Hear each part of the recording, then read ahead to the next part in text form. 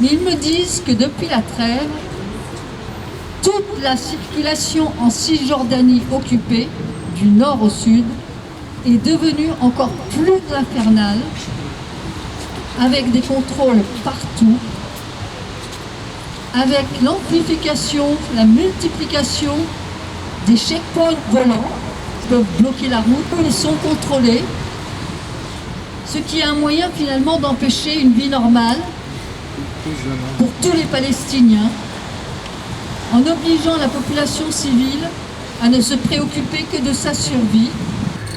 L'armée israélienne affirme avoir arrêté environ 90 Palestiniens au cours de la semaine écoulée. En Cisjordanie, elle a bloqué des points d'entrée dans certaines zones du territoire occupé. 3 bataillons ont été déployés vendredi.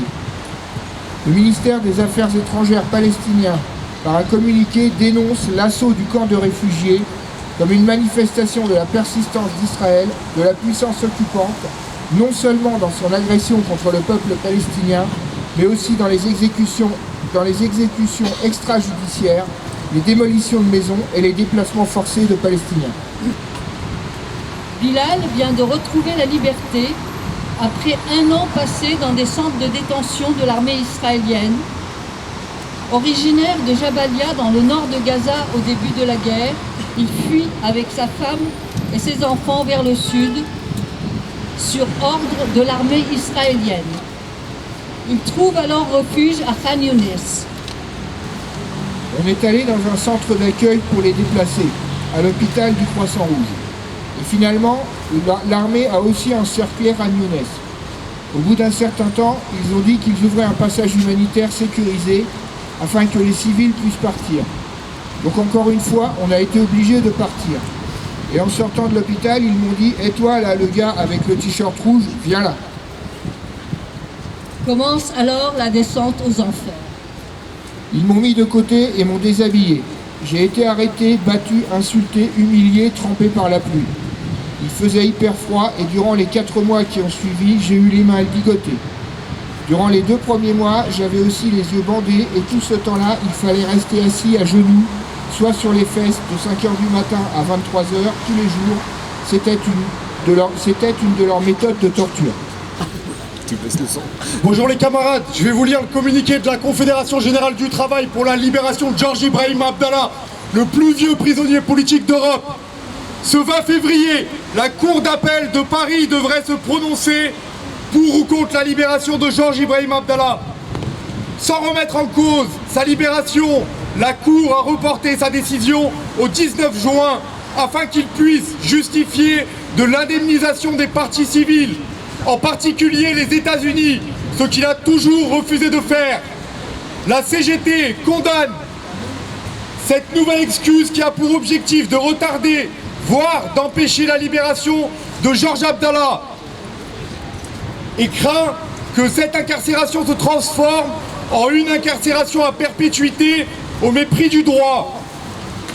À 2 reprises, le tribunal d'application des peines a ordonné la libération de Georges Abdallah, mais les ambassades des États-Unis et d'Israël sont intervenues pour exercer une pression sur le système judiciaire afin qu'il ne soit pas libéré et soit expulsé vers le Liban.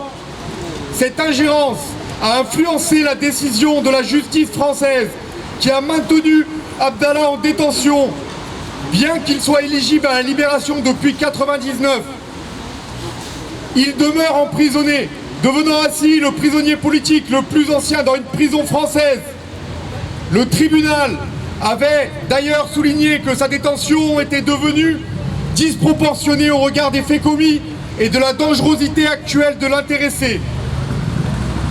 Le 15 novembre dernier, le tribunal d'application des peines antiterroristes avait toutefois ravivé un espoir en ordonnant sa remise en liberté, accompagnée d'une expulsion immédiate vers le Liban, pays qui le réclame. La CGT réitère sa demande d'application du droit et de la libération immédiate de Georges Ibrahim Abdallah après 4 décennies de détention. Par ailleurs, la CGT condamne l'interdiction des manifestations qui devaient avoir lieu cette semaine pour demander la libération de Georges Ibrahim Abdallah. Merci. L'information locale pour décrire l'état d'esprit qui règne actuellement en France,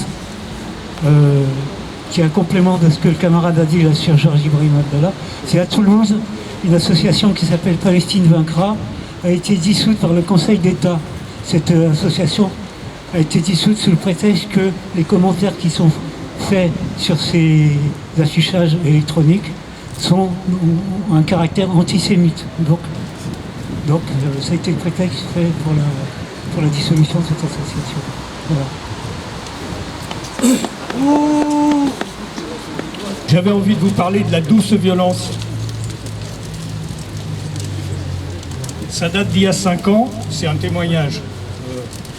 Nord-Israël, moi j'étais là-bas pour effectuer un boulot à Saint-Jean-d'Acre.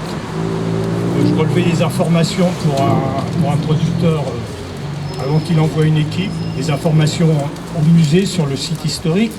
Donc j'avais une tâche. Alors c'est l'histoire de Mahmoud, pas Mahmoud Abbas, hein. C'est Mahmoud, le chauffeur de taxi, qui venait me chercher tous les matins. Alors Mahmoud, c'est un super gars. J'ai pas bien compris au début, il tenait vraiment beaucoup à me parler, parce que apparemment je m'intéressais à la culture.